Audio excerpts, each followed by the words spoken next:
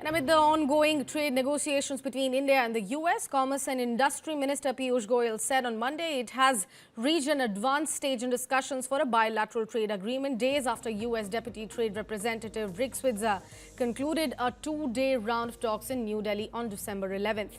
Speaking to the media, Piyush Goyal said discussions with Washington have progressed significantly even as India finalized a free trade agreement with New Zealand.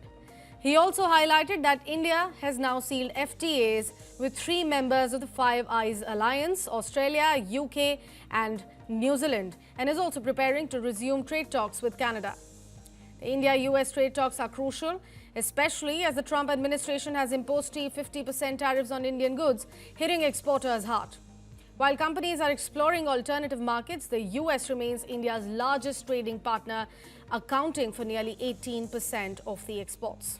Negotiations are focused on the first tranche of the bilateral trade agreement, with tariff relief seen as key to progress.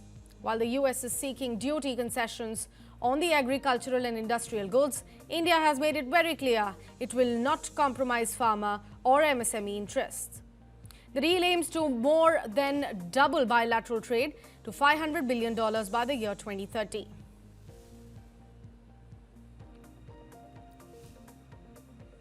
We are already at an advanced stage in our discussions with the USA.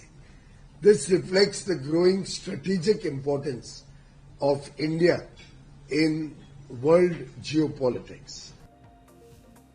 The United States has welcomed India's newly enacted SHANTI Bill, calling it a major step toward deeper cooperation on energy security and peaceful civil nuclear engagement. The US Embassy in India said Washington, D.C. sees this legislation as an opportunity to expand collaboration, including joint research, innovation and technical cooperation in the energy sector. Indian President Draupadi Murmu granted assent to the Sustainable Harnessing and Advancement of the Nuclear Energy for Transforming India or SHANTI Bill after it was cleared by Parliament during the winter session. The new law marks a major overhaul of India's civil nuclear framework. It replaces older legislation governing the sector and opens nuclear power to private participation, long seen as a key hurdle to expansion. Now, under this new SHANTI Bill, private companies and joint ventures can now build, own, operate and decommission nuclear power plants under government licenses. However, the government retains control over sensitive areas such as uranium and thorium mining, fuel reprocessing, waste management and heavy water production as well.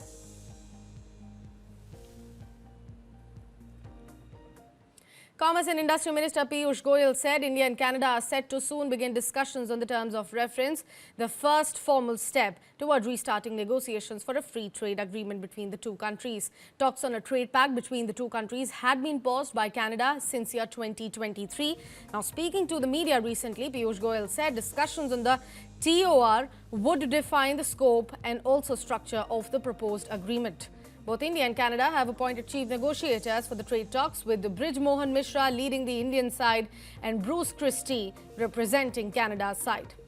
Trade data shows India's exports to Canada rose nearly 10% to $4.22 billion in year 2024-25, with imports dipped slightly. Overall bilateral trade in goods and services stood at overall $18 billion in year 2023.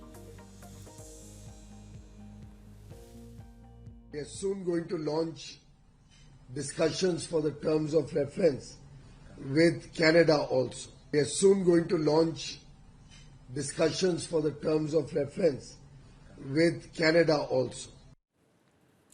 India and New Zealand conclude a free trade agreement with India, agreeing to grant duty-free access to 54.11% of New Zealand's exports from day one to implementation.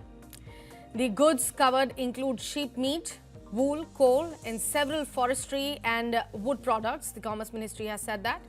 The two countries announced the conclusion of negotiations on Monday, with the pact expected to come into force after formal signing, a process likely to take 7 to 8 months from now on. Over time, duty-free access for New Zealand exports will expand further, rising to nearly 79% within the next 10 years. India, in fact, has also offered duty concessions on select agricultural products such as apples, kiwi fruit, manuka honey and milk albumins, but with strict safeguards. These sensitive items will be managed through tariff rate quotas, minimum import prices and safeguard measures to protect domestic farmers. Under the agreement, import duties on seafood items like salmon and mussels will be phased out over the 7 years, while duties on iron, steel and scrap aluminium will be eliminated within a decade to support cost-effective manufacturing in India. The government has stressed that quota levels remain conservative and below current import volumes, ensuring a balance between consumer benefits and protection of domestic agriculture and industry. Friends, it's a historic and landmark FTA because it's not only concluded in a record time of 9 months. With a developed economy, we are all aware it usually takes much longer. But more importantly, it has 2 or 3 very interesting elements. One, it is our first FTA which is led by a completely almost non-men team. It's a women-led FTA. The chief negotiator was our senior colleague, Joint Secretary Petal. All the track leads were largely women, and I must compliment our women of substance taking a lead in finalizing this agreement. Thank you very much. It's also our third FTA with a Five Eyes nation: Australia, UK and now New Zealand.